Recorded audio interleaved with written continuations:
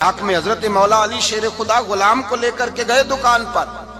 حضرت مولا علی غلام کو لے کر گئے کپڑے کی دکان پر, 2 جوڑے خریدے, ایک کم قیمت کا ایک زیادہ قیمت کا, ایک کم قیمت کا ایک زیادہ قیمت کا, 2 جوڑے خریدے. جب واپس لوٹے تو غلام سے کہنے لگے تو اپنا لے لے. غلام کو پتا تھا کہ اس زمانے میں ہوتا کیا تھا, اس نے کم قیمت کا جوڑا اٹھایا. حضرت علی فرمانے لگے عجیب آدمی ہے, یہ تو تیرا نہیں, یہ تو میرا ہے. اس نے کہا حضور کس طرح سے؟ آپ فرمانے لگے تیرے لیے قیمتی جوڑا اس لیے خریدا ہے کہ تو جوان ہے, اور میں نے اپنے لیے اس لیے چھوٹا خریدا ہے کہ میں تو اب بوڑھا ہو گیا ہوں, مجھے تو حاجت نہیں. کہنے لگا حضور بوڑھے اور جوان کا مطلب نہیں, آپ علی ہیں. من کنت مولا فہذا علی علی مولا, علی مولا. آپ چونکہ مولا علی ہیں اور آپ امیر المومنین ہیں, لہذا آپ نے تخت پر بیٹھنا ہے, آپ نے سلطنت کو چلانا ہے, آپ پہ نہیں ہے. تو حضرت علی فرمانے لگے تو میرا غلام بنا ہے نا, تو نے ابھی میرے نبی کا دیدار نہیں نہ کیا, تو بعد میں آیا ہے نا. اگر تو اس دور میں ہوتا تو جان جاتا کہ یہ عمل میرا ہے, پر اس کے پیچھے جو نصیحت کے پھول ہیں وہ مصطفیٰ کے عطا فرمائے ہوئے. تو بھائی یاد رکھیں, نبی کریم سید عالم صلی اللہ تعالی علیہ وآلہ وسلم نے تعین فرمایا مزدور کے حقوق کا, تعین کیا. حضرت حکیم بن حزام کہتے ہیں میں حضور کی بارگاہ میں بیٹھا تھا, تو نبی پاک صلی اللہ علیہ وسلم سے میں نے کہا یا رسول اللہ آپ کو کون سا آدمی پسند ہے, کون سا محنت کرنے والا پسند ہے؟ تو حضور نے فرمایا جس کے دونوں ہاتھ کام کریں, دونوں پیر چلیں, اور اس کی پیشانی پر پسینہ آئے, وہ بندہ مجھے بڑا اچھا لگتا ہے. جس کی پسینہ آئے. آج لوگ مزدوری نہیں کرتے, دائیں بائیں دیکھتے ہیں, لوگ اپنے اندر وہ توانائی, وہ غیرت, وہ خودداری پیدا نہیں کرتے. بھائی گردن کو جھکا دیتا ہے خیرات کا پتھر, جہاں میں مانگنے والوں کے سر کبھی اونچے نہیں ہوتے. اور ایک بار کہنے لگے غیرت ہے بڑی چیز جہاں نے تگ و دو میں, پہناتی ہے یہ فقر کو تاج سردارا.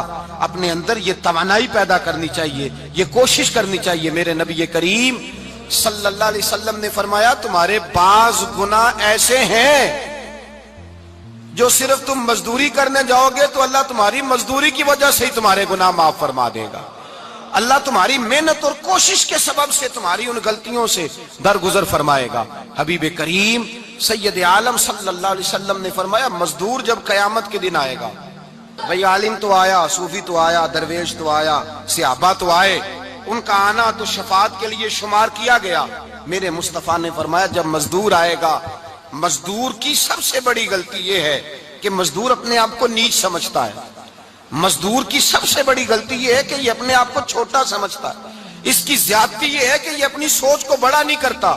یہ سمجھتا ہے نہیں کہ بھئی میں تو 2 ہاتھوں کی محنت کی کمائی کھاتا ہوں, یہ آرزو کرم اور میں آپ سے کروں, یہ بھیک اس کو دیجئے جس کا خدا نہ ہو. مزدور کی زیادتی یہ ہے کہ یہ اپنے آپ کو چھوٹا جانتا ہے. میرے مصطفیٰ نے فرمایا جب مزدور محنت کرنے والا قیامت کے دن آئے گا تو اس کا چہرہ اس طرح چمکے گا جس طرح 14ویں کا چاند چمکا کرتا ہے.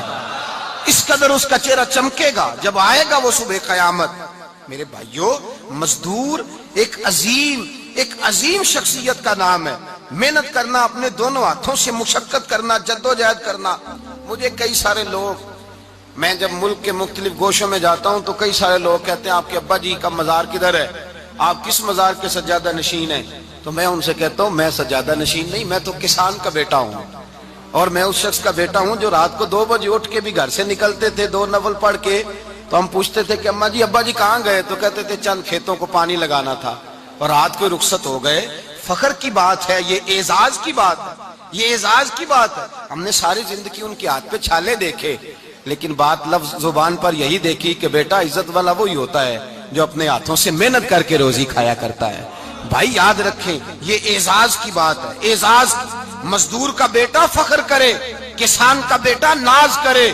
وہ جو آدمی سویرے جاتا ہے ویلڈنگ کا پلانٹ لے کے کام کرنے, اس کا بیٹا ناز کرے. وہ جس کا باپ پھاوڑا چلاتا ہے, چھینی چلاتا ہے, تھوڑا چلاتا ہے, وہ ناز کرے. اور مزار صرف ان لوگوں کے نہیں ہوتے جو اللہ اللہ کرتے ہیں, ہو کرتے ہیں, وہ تو قابل اعزاز ہے اللہ کے بندے, ان کے بھی مزار ہوتے ہیں. مزار وہ بھی ہوتا ہے جس کو میرے مصطفیٰ نے فرمایا القاسب حبیب اللہ, جو محنت کرتا تھا, ہاتھوں سے جدوجہد کرتا تھا, وہ بھی تو اللہ کا دوست ہے نا. اس کا بھی تو مزار ہے نا, اس کی بھی تو قبر پر انوار ہے, جو اللہ کا محبوب ہو کے گیا. تو بھائی اپنا اعزاز جانے سمجھے اس بات کو. میرے مصطفیٰ کریم صلی اللہ علیہ وسلم مزدور کو عزت دیتے, وقار دیتے, اور جو حضور کے گھر میں خادم ہوتے ان کی ناز برداری کرتے. ہمارے گھر میں جو بی بی برتن دھوتی ہے وہ ہمارے ساتھ بیٹھ کے روٹی نہیں کھا سکتی, اس کو یہ اجازت نہیں ہوتی. ہمارا جو مزدور ہوتا ہے نا, ایک صاحب کہنے لگے یہ بچہ میرے پاس کام کرتا ہے, اس کے ابا جی بھی کرتے تھے. تو میں نے کہا اس کا مطلب یہ ہے کہ تم نے آگے نہیں بڑھنے دیا, تم نے کہا مزدور ہی رہنا ساری زندگی, یہی رہنا میرے پاس, آگے نہ بڑھنا. میرے مصطفیٰ کریم سید عالم صلی اللہ علیہ وسلم کے پاس جو لوگ کام کرتے تھے, محنت کرتے تھے, مشقت کرتے تھے. ہمارا ملازم ڈرتا ہے, کامتا ہے, وہ بات کرتا ہے تو صاحب جی کہتے کہتے زبان تھکتی ہے, 100 دفعہ موڈ کو دیکھتا ہے, گالیاں کھاتا ہے بیچارہ, اس کی عزت نفس کو اچھالا جاتا ہے, اس کو رسوا کیا جاتا ہے, اور وہ بیچارہ رات کو رضائی میں منہ دے کے روتا ہے کہ یار میرے نصیب صرف اس لیے کمزور ہیں کہ میں غریب کے گھر میں پیدا ہوا ہوں. ہم احساس نہیں کرتے, اور مزدور کو کبھی موقع مل جائے جان چھوٹنے کا تو بھاگ جاتا ہے. ہمارا کردار اور اخلاق ایسا نہیں ہوتا. حضرت زید بن حارثہ رسول اللہ کے غلام تھے, نبی پاک کے گھر میں جھاڑو دیتے تھے, برتن مانجتے تھے. یہ بچپن میں اپنے قبیلے سے گم ہو گئے تھے, کسی نے اغوا کر کے لا کر کے بیچ دیا, گم ہو گئے تھے. حضور کی بارگاہ عالی مرتبت میں لائے گئے. حضرت زید بن حارثہ سارا دن کام کاج کرتے. کوئی آدمی آیا ان کے علاقے کا, مکہ مکرمہ, ان کو پہچان کر واپس گیا ان کے قبیلے میں, اور جا کے بتلایا کہ تمہارا بیٹا تو محمد ابن عبداللہ صلی اللہ علیہ وسلم کے پاس. اس وقت حضور نے بھی اعلان نبوت نہیں فرمایا تھا. ان کے والد حارثہ چچا لینے آئے, اور نبی پاک کے پاس آئے تو 2 تھیلیاں اشرفیوں کی بھر کے لائے. کہنے لگے حضور یہ پیسے لے لیں, 2 تھیلیوں میں پیسے ڈالیں, دینار ہے, درہم ہے, حضور لے لیں, ہمارا بیٹا دے دیں.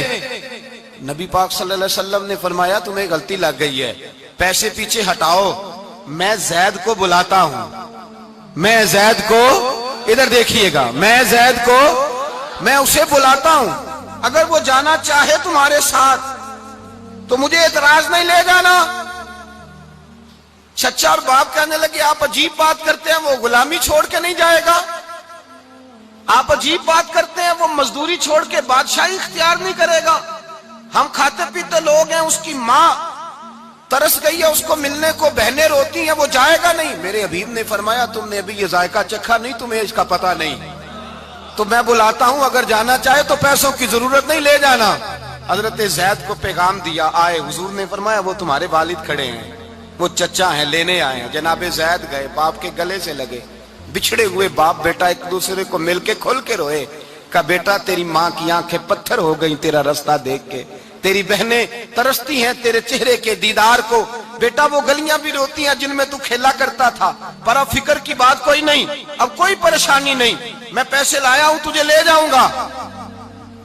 نبی پاک صلی اللہ علیہ وسلم نے دیکھا نا جب باپ بیٹے کی گفتگو ہو گئی, آنسو بہ گئے, بوجھ ہلکے ہو گئے, تو میرے کریم نے فرمایا زید اگر تم چچا کے ساتھ والد کے ساتھ جانا چاہو تو میری طرف سے اجازت ہے, تم جا سکتے ہو.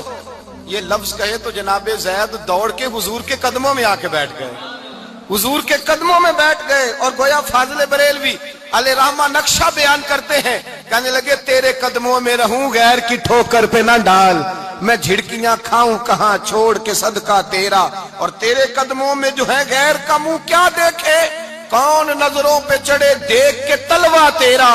کہنے لگے حضور میں نے نہیں جانا, میں یہیں رہوں گا. چچا اور باپ نے دیکھا تو کہنے لگے بیٹا تو غلامی چھوڑ کے نہیں جائے گا, تو ملازمت چھوڑ کے بادشاہی میں نہیں جائے گا. تو آپ کے والد کو آپ فرمانے لگے ابا جی ذرا 2 گھڑیاں یہاں رہ کے تو دیکھیں, یہاں 2 گھڑیاں رہ کے تو دیکھیں. فرمایا یہاں ملازموں کا وہ اعزاز ہے جو شہزادوں کا ہوا کرتا ہے, یہاں خادموں کی وہ عزت ہے. اور پتہ پھر ان کو مقام کیا ملا, یہ واحد صحابیاں جن کا نام اللہ نے قرآن پاک میں بیان فرمایا ہے, نام اللہ نے قرآن مجید میں بیان فرمایا. حضور کا اپنے غلاموں کے ساتھ جو تعلق تھا, اپنے ملازموں کے ساتھ جو رشتہ تھا. بڑا آدمی آتا ہے نا, بڑا آدمی, تو لوگوں کی سانس سوکھ جاتے ہیں, اٹھ کے ملتے ہیں, بڑا کچھ کرتے ہیں.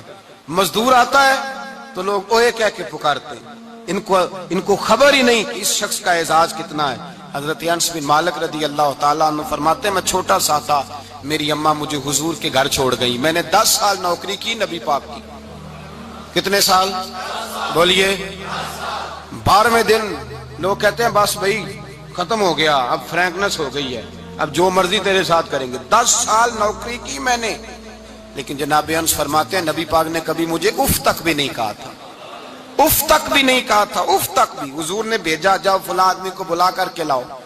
حضرت انس بن مالک رضی اللہ تعالیٰ عنہ فرماتے ہیں میں بلانے گیا, بچہ تھا چھوٹا سا, رستے میں بچے کھیل رہے تھے تو میں ان کے ساتھ کھیلنے لگا, محو ہو گیا, مجھے پتہ ہی نہ چلا وقت کا. حضور نے جب مجھے بھیجا تو فرمایا جلدی جانا اور جلدی آنا. اب مجھے خبر ہی نہیں, بڑی دیر ہو گئی. حضور وہاں انتظار کر کر کے خود تشریف لائے. کہتے جب نبی پاک آئے تو میں بچوں کے ساتھ کھیل رہا تھا. حضور نے جب مجھے کھیلتے ہوئے دیکھا, میری اچانک نظر پڑی تو میرے ہوش اڑ گئے. حضور نے تو کہا تھا جلدی آنا, اور میں یہاں کھیلنے لگا, یہاں اتنا الجھا کہ مجھے خیال نہیں رہا کس کام آیا ہوں. حضرت انس فرماتے ہیں میں ڈرنے لگا. جیسے جیسے حضور قریب آتے میری ٹانگیں کانپتی. فرماتے ہیں جب نبی پاک قریب آئے تو قربان جاؤں معصوم آمنہ کے, فرماتے ہیں حضور نے میری گردن پہ تھپکی دی اور حضور نے ہنس کے فرمایا او بھائی لگتا ہے تو کھیل میں گم ہوا ہے تو تجھے یاد ہی نہیں رہا میں نے کس کام بھیجا تھا, تجھے یاد ہی نہیں رہا. کہا یا رسول اللہ صلی اللہ علیہ وسلم میں بھول گیا تھا, میں ابھی جاتا ہوں. کیا انداز ہے, کیا شفقت ہے, کیا رنگ ہے. حضور میں ابھی گیا اور ابھی آیا. نبی پاک نے فرمایا نہیں یار تو کھیل میں خود ہی چلا جاتا ہے, تو کھیل یہاں میں خود جاتا. یہ اعزاز, یہ فضیلت, یہ درجہ کس نے ذروں کو اٹھایا اور صحرا کر دیا, یہ کس نے قطروں کو ملایا اور دریا کر دیا, یہ کس کی حکمت نے یتیموں کو کیا در یتیم اور غلاموں کو دنیا بھر کا مولا کر دیا. یہ کس نے اتنا. میرے بھائی مزدور کو حضور نے اعزاز دیا. نبی پاک اپنے ہاتھ سے کام کرنے والے کے ساتھ اس نے سلوک کرتے, محبت کرتے, پیار کرتے. ایک بوڑھی اماں تھی,